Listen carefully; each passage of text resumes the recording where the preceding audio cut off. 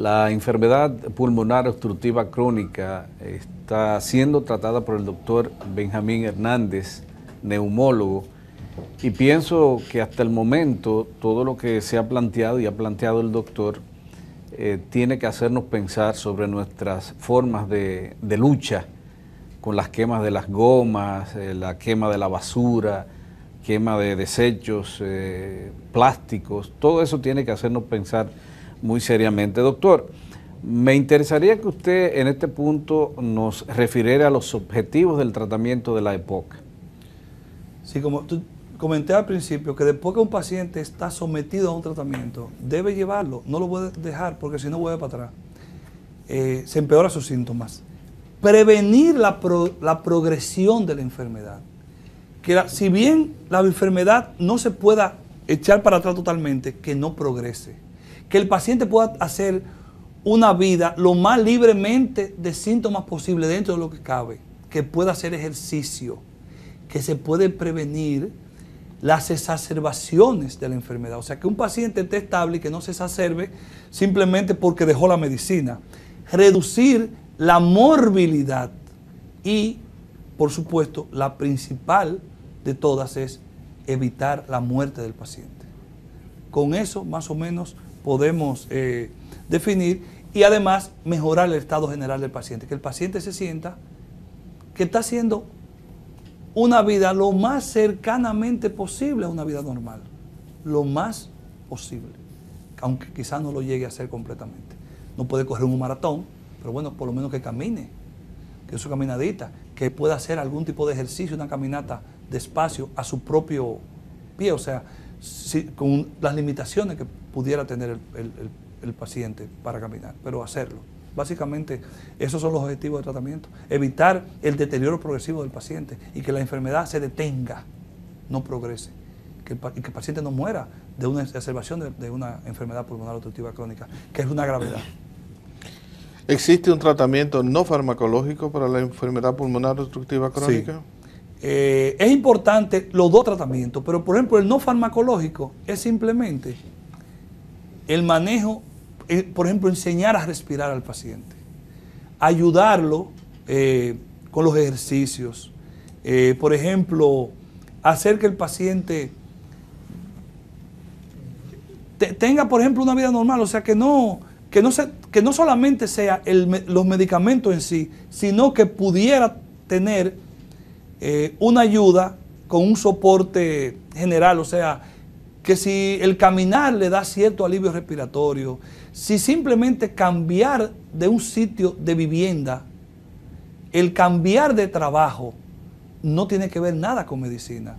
El dejar, por ejemplo, el hábito de fumar, te va a mejorar eso. Entonces, el tratamiento no farmacológico es tratar de que el paciente esté en un ambiente lo más limpio posible, libre de partículas nocivas, libre de humo, en un ambiente lo más limpio posible. Yo pienso que con eso vamos ganando. ¿Y el tratamiento farmacológico, en cambio? Entonces, el tratamiento farmacológico ya es un tratamiento muy amplio, que me gustaría ver si lo podemos poner en pantalla. Por ejemplo, nosotros tenemos los broncodilatadores. Son medicamentos que ayudan a dilatar la vía aérea con los efectos secundarios que pueden tener todos. Los esteroides inhalados, que después de su uso es bueno enjuagarse la boca con algún antiséptico, simplemente cepillarse. Los esteroides orales, que mucha gente le tiene miedo. La gente le tiene miedo a las pompas en este país. Y a la cortisona. Ah, te indicó cortisona. Bueno, claro, indicamos cortisona. Todo el mundo sabe los efectos secundarios de los esteroides. Lo que usted tiene que saber aplicarlo. Porque eso no es una indicación porque yo quiero indicar esteroides para mejorar la condición del paciente.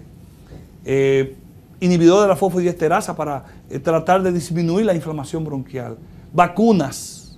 ¿Cómo ayudamos al paciente con vacunas? Bueno, vacunándolo anualmente con vacunas de antigripales que pueden ser que varíen cada año los virus y las vacunas de la Neumo 23 antineumocócica, la neumonía, que se proyecta cada 5 a 10 años. Eso te ayuda a ti a tener menos gripe y menos neumonía, con lo cual tú vas a tener menos exacerbación del cuadro. Los antibióticos, ¿cuándo indicamos antibióticos? Cuando el paciente está infectado.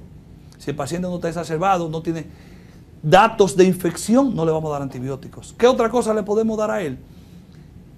Mucolíticos. siempre tenemos problemas con eso, que si indicamos mucolítico, no. Yo recuerdo una vez que me invitaron a hablar de mucolíticos y alguien me dijo, Benjamín, ¿tú vas a hablar de agua? Digo, sí, voy a hablar de agua y de algunos mucolíticos, porque el mejor mucolítico y el más barato es el agua. Está claramente titulado y aprobado por los estamentos del lugar que aprueban ese tipo de medicamentos, llámese Estados Unidos, Europa, medicamentos que son antioxidantes pulmonares, como la N-acetilcisteína, que es un medicamento que mejora en el tiempo al bronquítico crónico linfedematoso que dejó de fumar o que fuma incluso, mejorando hasta cierto punto un poco su función pulmonar y además ayuda como antioxidante, además limpia un poquito la vía aérea. Pero el agua es el mejor mucolítico que hay.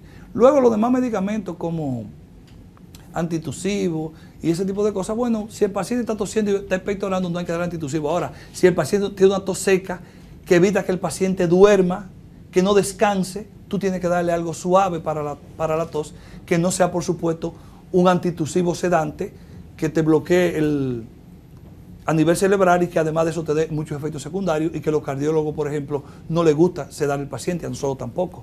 Que sean antitusivos simples, pero básicamente tratamientos sintomáticos, pero hay tratamientos que son fijos, como las combinaciones de broncodilatadores de larga acción con antiinflamatorios de larga acción. Combinaciones, por ejemplo, para mencionar un nombre, fluticasona con salmeterol, y otro componente similar sería el formoterol con la budesonida. Son medicamentos que hay que usarlo fijo. Más los anticolinérgicos, por ejemplo, los bromuros de ipratropio, que son de acción corta, contra otros de acción larga, que son el tiotropio, que se usa de forma inhalada o en forma de aerosoles para controlar el paciente asociado directamente al hábito de tabaco. Son medicamentos, como todos los medicamentos que sirven para ese tipo de patología, costosos, pero no se habla que son caros. Caro puede ser un whisky, caro puede ser irse en una primera clase, en un viaje fuera de aquí, por ejemplo. Eso es caro. Costosos son medicamentos para tú aliviar a un paciente y salvarle la vida.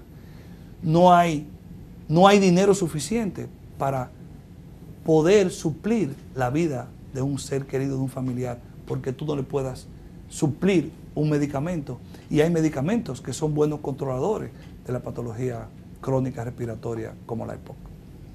Existe un tabú a nivel de los pacientes que dicen que los inhaladores hacen daño, que dañan el corazón. Sería bueno que tú abundaras sobre el beneficio de los inhaladores. Muy importante eso. En los años 60, cuando antes de aparecer el salbutamol, por ahí, 70, estaba el isoproterenol, se llamaba Isuprel, que eran medicamentos que tenían una acción muy fuerte sobre el corazón y sobre los bronquios. Y aquí viene algo que lo voy a comentar rápidamente, son los beta-adrenérgicos. Hay beta-2 en el bronquio que son selectivos, decimos nosotros, son selectivos, quizás no son tan selectivos nada, y los beta-1 que son para el sistema cardiovascular. Sin embargo, estos inhaladores, estas pompitas, esos aerosoles de esa época, le daban el fuetazo a los receptores alfa del corazón, beta-1 y beta-2, con lo cual te flojaba un poco el pecho, pero te ponía el corazón a 1000, entonces se te quería el corazón por la boca, que salírsete, y tú tenías un temblor tremendo. Los de ahora, que dicen selectivo beta-2, pues no son selectivos nada, porque ayudan a los beta-2 del bronquio, pero le dan como un toquecito a los beta-1 del corazón de forma negativa. Por eso la gente piensa que si usa las mascarillas, los nebulizadores, o usan una pompita, se le va a dañar el corazón. Eso no es así. Eso, si fuera así, millones de personas en el mundo en este momento no se estarán dando un inhalador de larga data para controlar el EPOC o para controlar el asma. Pero hay que saber que en unos pacientes más lábiles que otros le puede dar cierto efecto cardíaco, dándole un poquito de aceleración al corazón. Transitorios, no dañinos. Transitorio, por supuesto. Y no dañinos. Y no dañinos. Entonces, con los esteroides pasa lo mismo. Lo que no se debe usar mucho son esteroides de depósito. Pero los esteroides bien usados y bien manejados por el médico y con corto tiempo de acción, no pasa nada. Doctor, finalmente, yo no quiero dejar de que pase la oportunidad de que usted nos hable del tratamiento para dejar de fumar. Pues sí, yo creo que es importante. Sí, eso es importante. Brevemente. Lo más importante es que tú quieras dejar de fumar. Y yo me pongo en eso y quiero dejar de fumar. Hay cosas que ayudan, no hay duda.